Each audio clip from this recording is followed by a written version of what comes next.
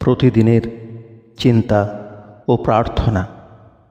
12ই October, দিনের প্রধান চিন্তা। আমরা আমাদের চিন্তার সাহায্যেই শক্তিমান হই, আবার মনের চিন্তার গতি আমাদের দুর্বল করে।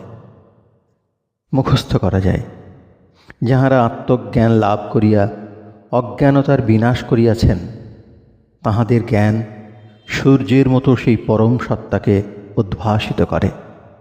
যাহাদের হৃদয় এবং আত্মা সেই পরমাত্মাতেই নিবিষ্ট, যাহারা একান্তভাবে সেই পরমাত্মার প্রতি ভক্তিমান এবং তাহাকেই নিজেদের উচ্চতম লক্ষ্য বলিয়া মনে করেন, তাহারা যখন এই মর্ত্যলোক ছাড়িয়া চলিয়া যান, আবার ফিরিয়া আসেন না।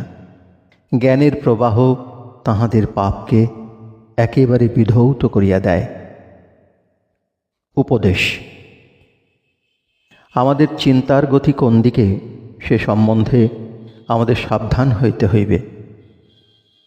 আমাদের অসৎ সংসর্গ হইতে দূরে সরিয়া থাকিতে হইবে।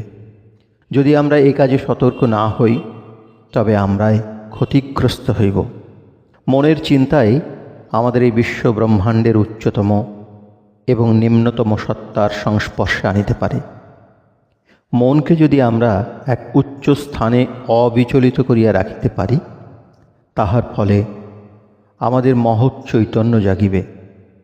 আবার আমরা যদি এ কাজে সমর্থ না হই, তবে মন নিচে নামিয়া আসিবে। কোথায় এই মনকে রাখিব, তাহা আমাদের প্রত্যেককে ভাবিয়া স্থির করিতে হইবে। প্রার্থনা: আমি আমার সকল চিন্তা ও প্রার্থনা সেই পরম দেবতার কাছে নিবেদন করি।